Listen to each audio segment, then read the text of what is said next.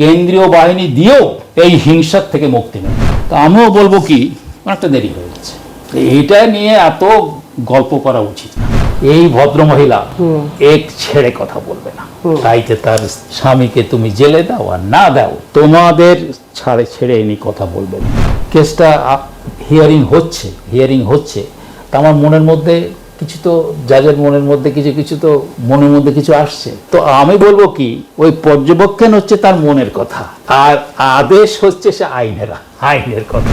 আমার নিজেরই চাকরি চলে যায়, আমার নিজেরই জেলে যেতে হচ্ছে, এরকম ফেস করেছি আমি। এবং সেটা ওই রিটায়ারমেন্টের পরেও আমার পেছনে তারা আছে, এখনো তারা আছে, এখন আমার পেছনে তারা আছে। যে উপেন মরে গেল, আমাদের দেখতে হবে ওটা মরেছে কিনা। দার্জিলিংয়ে চা বাগান ঘেরা কমলালেবুর গ্রাম সৌরিনীতে এবং দাওয়াইপানিতে ঘরে বসেই কাঞ্চনজঙ্ঘার দৃশ্য উপভোগ করতে আড্ডাহাট হোমস্টে বুক করুন 9836499678 নম্বরে।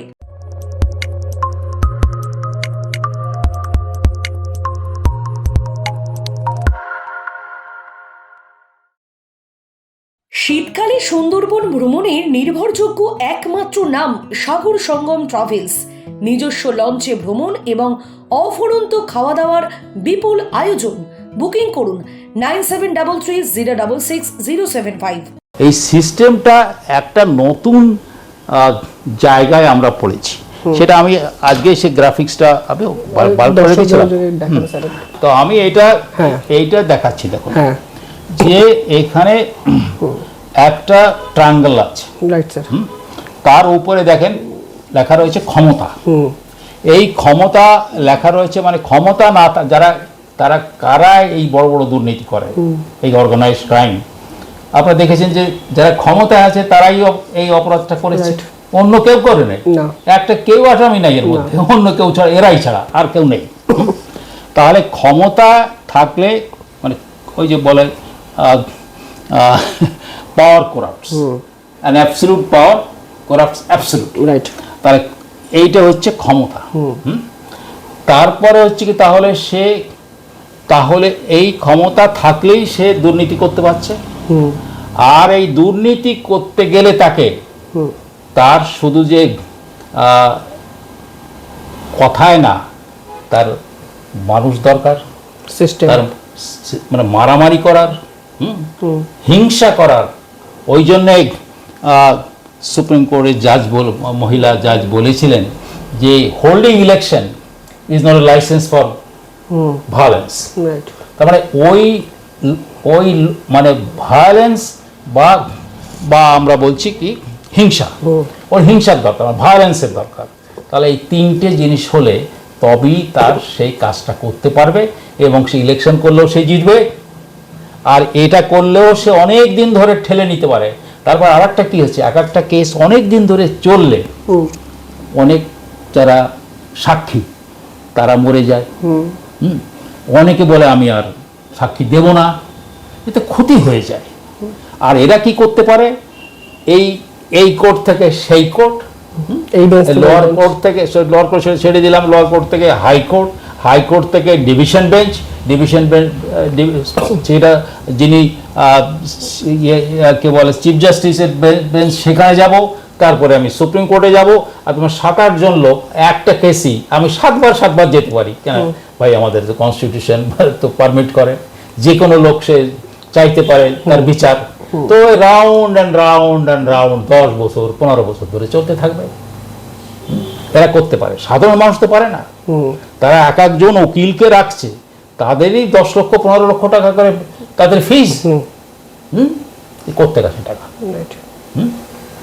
তাহলে এইরকম হলে, তাহলে আমি বলছি এটা নিয়ামক হয়ে গেছে যে আমাদের ক্ষমতা থাকতে হবে, তাহলে আমি দুর্নীতি করতে পারবো, এবং আমার পেশি বাহুবলী লোক থাকতে পারি, আমি নিজেও হিংসা করতে পারি, তাহলে আমার জয় হবে।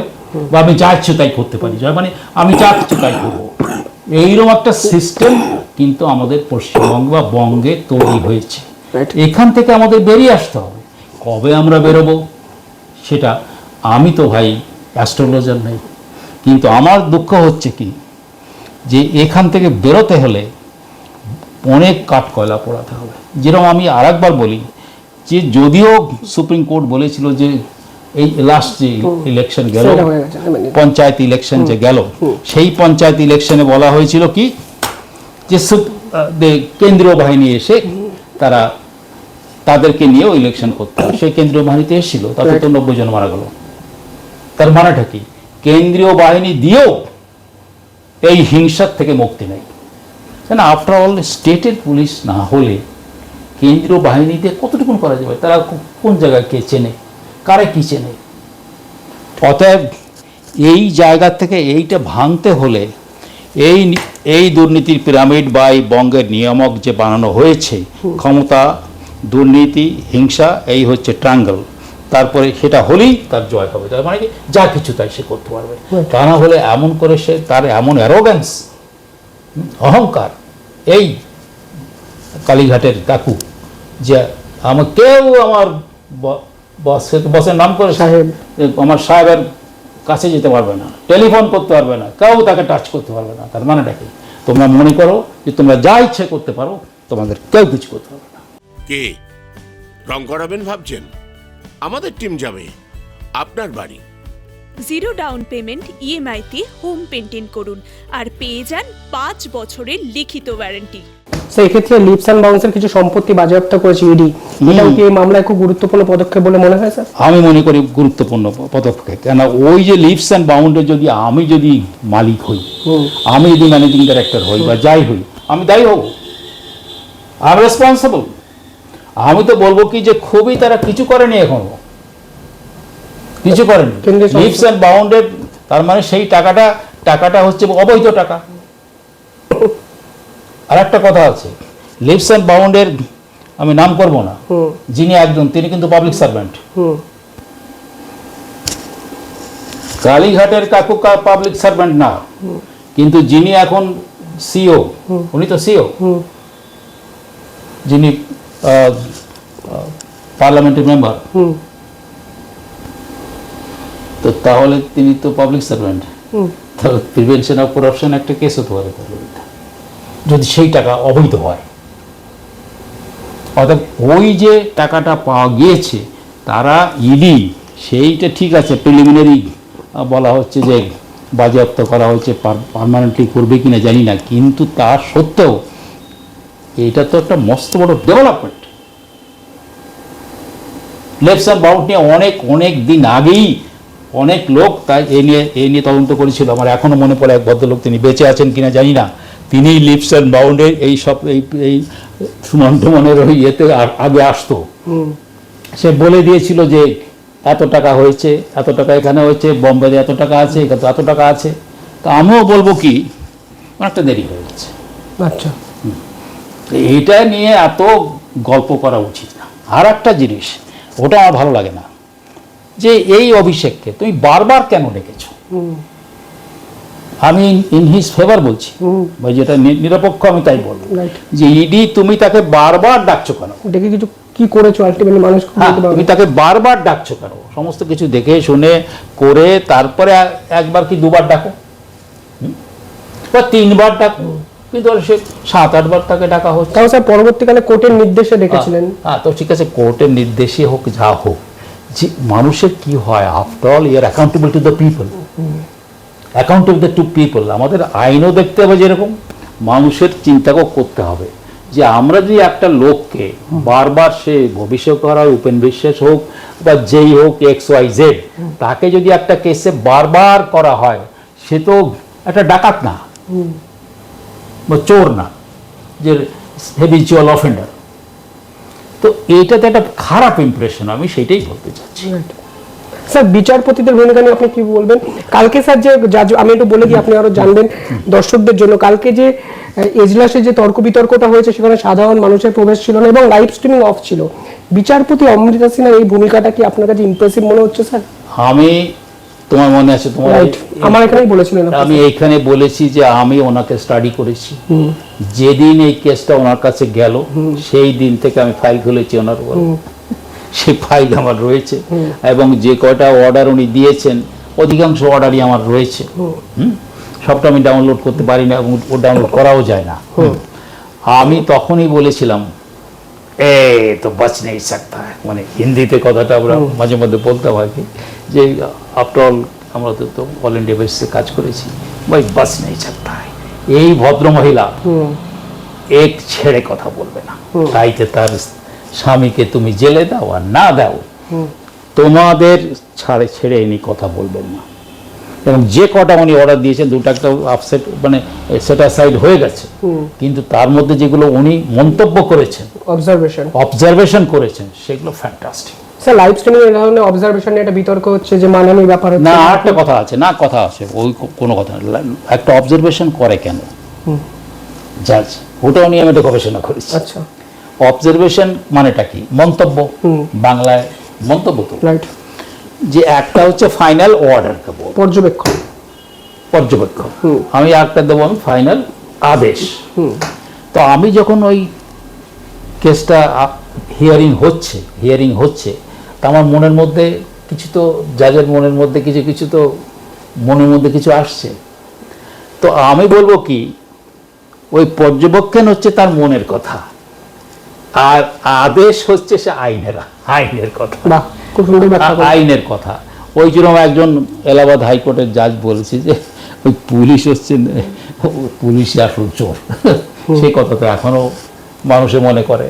ওই কবে যখন সুপ্রিম কোর্টের একজন জাজ না, সুপ্রিম কোর্টের একজন সিবিআই, সে আবার আমারই আন্ডারে কাজ করতো এক সময়, তাকে বলে ফেললো যে ওই খাঁচার পাখি, সেই খাঁচার পাখি তোমরা সবসময় বলো, রাইট। তাই ও তুমি আদেশ ফাদেশ তোমরা কেউ তোমরা বলো না, কিন্তু ওইটাই বলো, রাইট।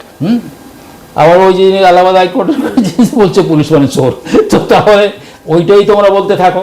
অর্থাৎ সেইটা হচ্ছে মনের কথা, ওইটাতে বোঝা যায় যে একজন বিচারকের কোন দিকে তার মন যাচ্ছে, তিনি কি নিরপেক্ষভাবে দেখছেন, না খালি আইন যেভাবে আছে সেইভাবেই আইনে হলো কি না হলো। আর একটা কথা আছে, আপনি যদি জাজ হন আর আপনি যদি অ্যাডভোকেট হন, আপনি যদি মানে ফরেও হন, মানে একিউজডের বা সরকারি উকিল হন, আপনারও দায়িত্ব কিন্তু ডিসকভারি অফ ট্রুথ। মানে এই যে ইনভেস্টিগেশন বা এই জাজ যখন কোনো ট্রায়াল করে, সেটা তো জাজও তো ডিসকভারি অফ ট্রুথ করছে তো একটা কেসের মধ্যে, সেইটা যেটা আসল, যেটা সত্য, সেই হিসাবে সে যদি খুন করে থাকে, যদি সেটা যদি সত্য হয় তাহলে তাকে সেই শাস্তি দিতে হবে। আর যদি দেখা যায় না সে খুন করে নাই, সেইটাই সত্য, তাহলে কি Quest for Discovery of truth, এবং তার মধ্যে সবাইকে কন্ট্রিবিউট করতে হবে। যেরকম এই যারা ইনভেস্টিগেশন করছে তারা কন্ট্রিবিউট করছে, জাজ হিমসেলফ, জাজ বলে না আমি কিছু জানি না, আমি যা পেয়েছি তাই করছি না। আপনারও কর্তব্য আছে যে সত্যিটা ঠিকমতো আবিষ্কার হলো কিনা, যদি না হয় আপনি আবার রিইনভেস্টিগেশন অর্ডার দেন, তো ইকুয়ালি রেসপন্সিবল, জাজ ইজ ইকুয়ালি রেসপন্সিবল, তিনি চলে যেতে পারেন না। স্যার সিবিআই ভূমিকা নিয়ে একটা প্রশ্নচিহ্ন সাধারণ মানুষের মনে ওঠে। আমার পাশে আপনি বসে আছেন স্যার, আপনি একসময় লালু প্রসাদ যাদবকে অবধি গ্রেফতার করেছিলেন, সারা ভারত টলমল হয়ে গেছিল। রাজনৈতিক প্রভাবে সিবিআই কি নড়াচড়া করে স্যার? মানে আমি বলে এই কথা বলি, এটা ঠিকই করে। আচ্ছা, আর যখনই আমরা ইনভেস্টিগেশন করি, এখন একটা কথা আছে, এটা স্বাভাবিক, সিবিআই কিন্তু এই ধরনের ইনভেস্টিগেশন করে। সাধারণত যখন এই চুনোপুটির ইনভেস্টিগেশন তো তাদেরকে দেওয়া হয় না, যখন প্রভাবশালী লোকজন থাকে, এটা যেটা হয় সারা ভারতবর্ষ নিয়ে ব্যাপী তার মানে ইনফ্লুয়েন্স আছে বা বিদেশ পর্যন্ত আছে, সেই সমস্ত কেস তো তাদের দেওয়া হয়। তো এটা স্বাভাবিক, সেই সমস্ত কেসে চাপ আসবে, প্রেশার আসবে, এ তো সব কেসেই হয়, রেয়ারলি দুটো একটা কেসে হয় না, যেটা ওই যারা পাবলিক সার্ভেন্টদের বিরুদ্ধে হয় তাদের বিরুদ্ধে হয় না।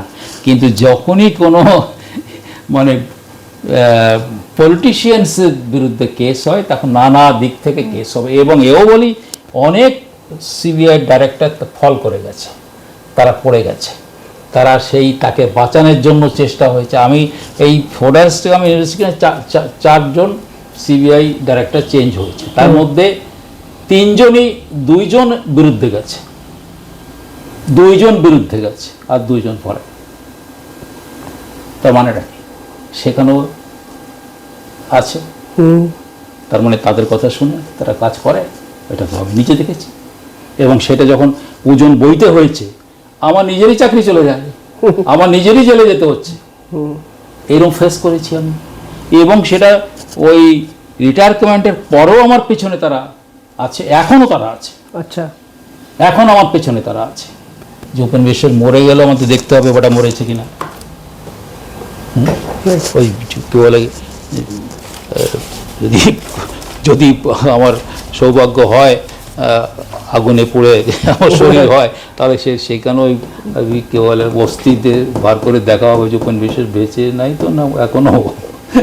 প্রভাবশালীদের সাথে লড়াই করা কোনো মাধ্যমেই সহজ নয়, সহজ না, আপনি রিয়েলাইজ করেছেন স্যার? এটা আমি রিয়েলাইজ করেছি এবং সারা জীবন ধরে তার এরা পেছনে চলবে। আমাকে আর একটা বলি, জর্জ ফার্নান্ডিস, আচ্ছা, তার সঙ্গে আমার এই নীতিশ এদের সাথে আমার খুব ভালো সম্পর্ক আছে। আমি এখন বলতে পারবো না এখন টেলিফোন করলে সে ধরবে কি না ধরবে তাও আমি জানি না, কিন্তু একসময় আমি অ্যাডভাইজার ছিলাম আচ্ছা, নীতিশের উপর। নীতিশ কুমারের মানে ক্যাবিনেট থেকে রিজাইন করবে কিনা আমার কাছে প্রথম শুনছে যে এই ক্ষেত্রে আমি কি রিজাইন করব, একটা রেলের অ্যাক্সিডেন্ট নিয়ে, আপনি কি বলেন? আমি কি বলবো সেইটা বলছো না তুমি নিজে ডিসিশন নিয়ে ফেলেছো? না, আমি নেইনি বলেই আপনাকে পরামর্শ করছি। না, তুমি রিজাইন করো। ও গিয়ে আমি বলাতে বলে না, বিকজ আমার কথা ওর মনে লেগেছে বলেই, তাই ওই কথা আমার কথা মতো করে নাই, সে তার মনে লেগেছে বলে হ্যাঁ উনি যেটা বলেছেন আমি ওইটা মনে করি যে আমার করা উচিত। সোজা যে বাজপেয়ী ক্যাবিনেটে যে রেজিগনেশনটা দিয়ে দিয়েছে, বলে তুমি কী কাজ করছো, উইথড্র করো। না, আমি উইথড্র করবো না বলে চলে এসছে। করে টেলিফোন করেছে যে ডক্টর বিশ্বাস আমি রিজাইন করেছি। আমি বললাম যে কংগ্রাচুলেশন। তারপরে আর একবার কি হয়েছে কি, ও কয়েকটা 2-4 জন লোককে নিয়ে একটা মানে ওর পার্টি পুরো মেজরিটি হয় নাই, তখন এই 5-7 জন আমি যদি লোককে নিয়ে এখান থেকে ভাগিয়ে ভুগে ও হয়েছে চিফ মিনিস্টার। তখন আর কি টেলিফোন করেছে ওর যে চেলা, ইনফ্যাক্ট তার নাম করলাম না, তো সে টেলিফোন করেছে, বলে আপনি কথা বলেন। ওর সঙ্গে কথা বলেছি, আলাম আই ডোন্ট কংগ্রাচুলেট ইউ, আমি তোমাকে কংগ্রাচুলেশন করছি না, এই কাজটা তুমি ঠিক করো নাই। 7 দিন পরে তারা আবার সরে গেছে গভর্নমেন্ট ফর্ম। সেই এই ঘটনাগুলোই একটা জীবনের মূল্যবান জিনিস। আমার স্যার আজকে শেষ একটা প্রশ্ন সাধারণ মানুষের দৃষ্টিকোণ দিয়ে একটা করি, এখনো অবধি দুর্নীতি তদন্ত ঠিক যে জায়গায় দাঁড়িয়ে আছে, একটু সিবিআই তৎপরতা বেড়েছে, উপেন বিশ্বাস কতটা আশাবাদী এই দুর্নীতি তদন্তে জবনিকা পতন হবে? না, আমি বলবো কি যে আমি এখনো ফিঙ্গার ক্রস করে আমি রেখেছি, কেন আমি যেভাবে আমি জিনিসটা ফর্মুলেশন আমি করেছিলাম, আমি আগের দিনও তোমাকে বলেছি যে সেইভাবে কিন্তু ইনভেস্টিগেশনের সেইভাবে হলো না, তা মানে তার গতি এবং তার কোয়ালিটি সেইভাবে সব দিক থেকে আমি বলছি, এবং সেখানে আমি কাউকে ছাড়ছি না। আর একটা মনে করতে হবে যে কোর্ট মনিটর ইনভেস্টিগেট, তাদের দায়িত্ব আছে, তিনি মনিটর করছেন। এখানে ডাইরেক্টর সিবিআই কোনো পাওয়ার নাই, ব্যর্থ হলে কোর্টের ব্যর্থতা, কোর্টের ব্যর্থ, কারণ কোন পার্টটাতে তিনি হচ্ছেন এটা তিনি মনিটর, খালি মনিটর করছেন, অন্য কেউ মনিটর করছে না। রাইট। তাহলে যদি সেখানে কিছু ঠিক মতো স্পিড না হয়, তাকে তো স্পিড করাতে হবে। বাবা, আমার গাড়ি চলছে না, তাহলে তো আমাকে পেট্রোল দিয়ে গাড়ি তো স্পিড করাতে হবে, তো সেই দিকে হয়নি। কিন্তু তাহলে বা কী হবে? এরা ছাড়া আমি বলবো এটাও তো ঠিক মানতে হবে যে এই সিবিআই বা ইডি এই সেন্ট্রাল অর্গানাইজেশন ছাড়া এই স্টেট দিয়ে তো হয় না। এরাই যখন মানে আমিও তো এদের সঙ্গে 10 বছর ছিলাম, তো তখনও তো এই তৃণমূল পাওয়ারে আসে নাই, সেখানে তো মমতা ব্যানার্জি অন্তত 5-6টা কেস সিবিআইকে করিয়েছে, মানে কোর্টে গিয়ে নানাভাবে করে পিআইএল করে কেস হয়েছে।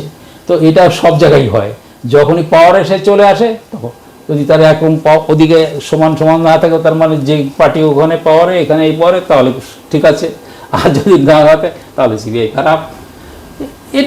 এটা স্বাভাবিক, এটা হয়। তার মাঝখানে কেন্দ্রীয় সংস্থা নিজের যোগ্যতা তো প্রমাণ করাটা, এটা তো মানতে হবে যে এখনো আমাদের যদি ইনভেস্টিগেশন করাতে হয় তাহলে এর ছাড়া কোনো গতি নাই। রাইট। নিঃসন্দেহে সিবিআইয়ের উপর ভরসা ছাড়া সাধারণ মানুষেরও হয়তো আর কোনো গতি নেই। কোর্ট মনিটরিং তদন্ত দায় ব্যর্থতার দায় হয়তো বর্তাবে কোর্টের, কিন্তু তদন্তকারী সংস্থার যে গুরুত্বপূর্ণ ভূমিকা আছে সেটা ডক্টর উপেন বিশ্বাস বারবার করে মনে করিয়ে দিচ্ছেন।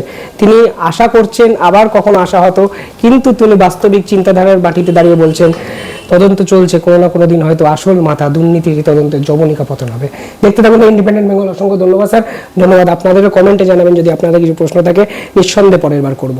ধন্যবাদ।